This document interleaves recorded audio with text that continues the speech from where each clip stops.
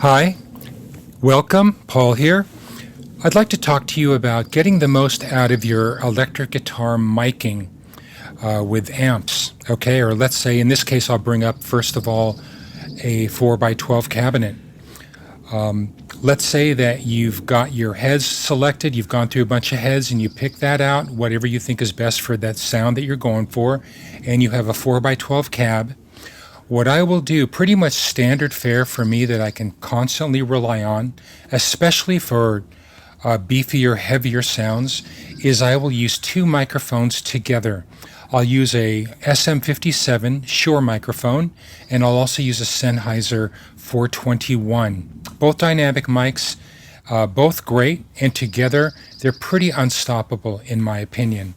So first, what I will do is I will take the SM57 and I'll have my second engineer go out to the cab and sweep each speaker in the cabinet to make sure that I'm picking the speaker that I feel is the strongest sounding, the sweetest, richest tone that sounds balanced and awesome. So what I will do is I'll have my second engineer go out with headphones on so I can communicate to them and sweep speaker 1, 2, 3, and 4. Okay? So I'll say sweep 1, and they'll go within this close to the actual speaker, because that's pretty much how I'm going to mic it anyway. And I'll have the engineer sweep slowly left to right on 1, and I'll say next. Then they'll go to speaker 2 and sweep that and get that really cool, so I can hear that speaker. Then 3, and the same thing on 4. I may have them do it again, just because I would like them to. I would like to hear that sound one more time to make sure I'm not crazy. And I'll go, okay, speaker 2's the one. That's the one I want to mic. I'm not really a fan of doing what some engineers do, which they'll put one microphone on one speaker in a cabinet and another microphone on another cabinet and blend those together. That's never really worked for me. It just doesn't blend well for me. I have phase issues and there's fighting within the two speakers. I'd rather have, in my opinion, a stronger impact from one speaker that I can really get a great sound on. So now what I do, we've picked the speakers. Now I'm going to take the speaker. Now I take the SM7 and tape that to the Sennheiser 421. The Sennheiser 421, if it's a newer black colored microphone, I'll have that on M, which I think is music. I think it goes M and then 5 clicks away is S for speech. So there must be some kind of bump there somewhere for speaking voices. And what I will do is I will tape those together like this. And I will visually look at them to see which capsule is where, so I can align them. Usually I believe the 57 taped together to the 421 will be the tiniest bit lower, okay? So it'll be just like down a little bit from the 421 so that the capsules line up and I can be really assured that the phase is really synchronized and balanced and strong, okay? So now what I do is I put those together, right? I tape them with just tape, okay? Literal tape, and I will fasten that to one microphone stand, usually a boom, okay? So if it's speaker number 2, it'll be on the higher level, and the boom is coming up, and it's pointing at the speaker. And when I say pointing at the speaker, what I tend to do is, let's say in the speaker cone itself, there's a little sphere in the middle, a little round circle in the middle, okay? And then the cone goes out to the outside sphere, right? So it's a little circle, and then the cone itself, which is on an angle, slight angle, and the outside.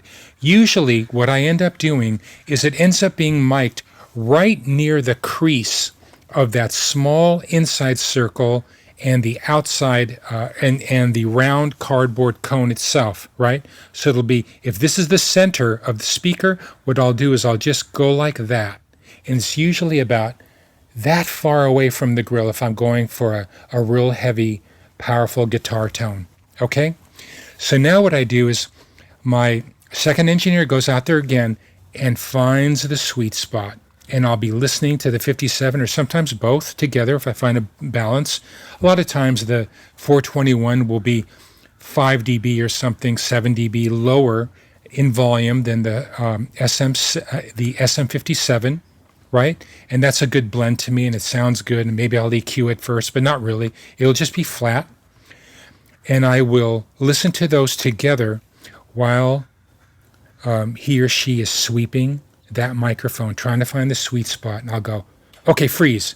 Remember that spot. That's A. That's spot A. I'll go, okay, let's go again. And the engineer will sweep a little more up, maybe back an inch or whatever for a while, real slow. And I'll go, okay, freeze. What position's that? Lock. Remember what that position is. We'll call that B. And I'll go one more time usually for a C position, just so I hear my options on that one speaker. I'll say, okay, show me A, go. And they'll go to A. And I'll say B, and they'll quickly go to B. And I'll go C, they'll go C, and I'll go back to A. Go B.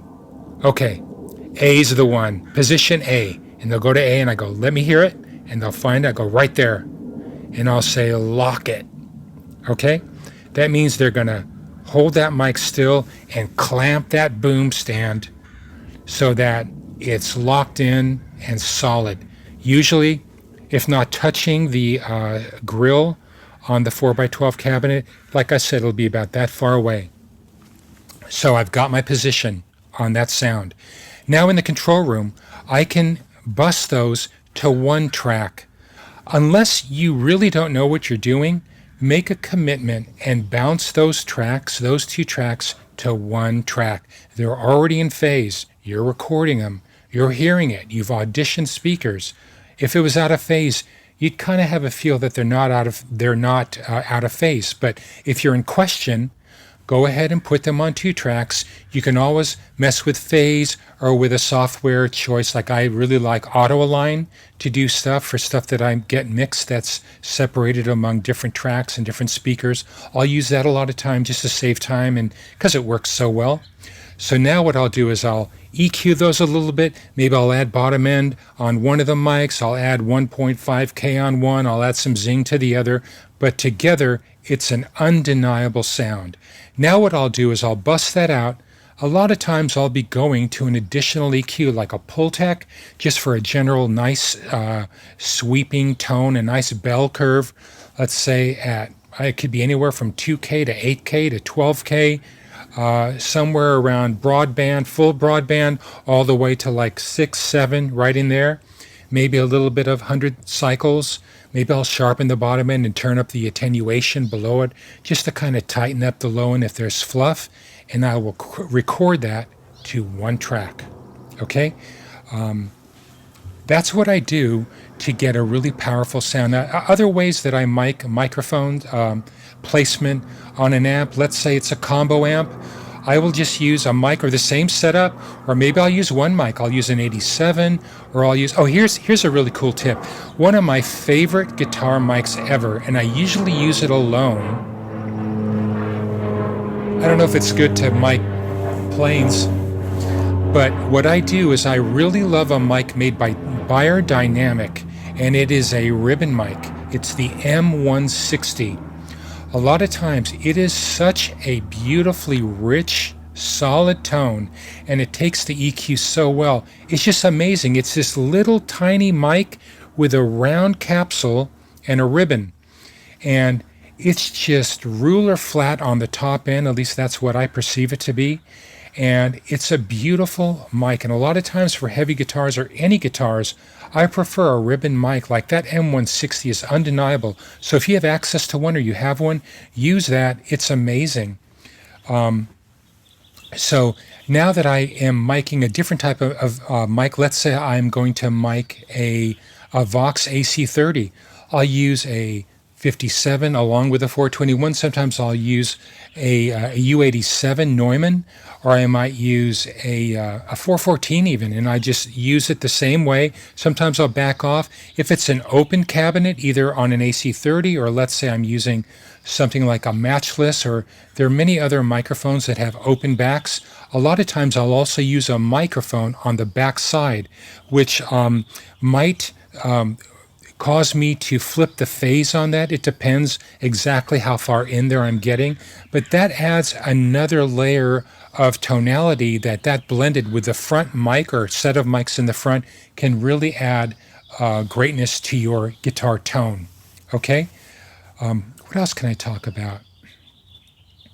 That's pretty much it. Also, I should say, often, if I'm not sure about if I'm going to be switching studios or I'm not sure about a guitar arrangement and I feel I might want to mic a guitar again or change the miking, I'm just not sure. A lot of times I will also take a direct DI track of that guitar before it feeds the mic. So I take one track of just a virgin DI feed, or I will have the right out of the guitar into the guitar pedals and go into a direct track of just that direct signal, also coming out of that and feeding the full cabinet sound, just in case I want to embellish that with more guitar amps, or if I want a completely different sound, at least I have a pure performance that I can use to remic that guitar. So it also helps having that DI if you're going to do editing, just solo guitar editing that's dirtier and you can't really see the waveforms because it really looks distorted and hashy and it's hard to really view what it is you're doing. I will use that direct mic grouped with the printed guitar amp tone just to make it easier, just to see transients and when a pick is striking or not. So there you go. That's just basic miking to get the best sound out of your guitar cabinet. Hope this helped. If it did, consider subscribing to the channel and giving it a thumbs up. Really glad you checked this out. And until the next time, cheers, everybody.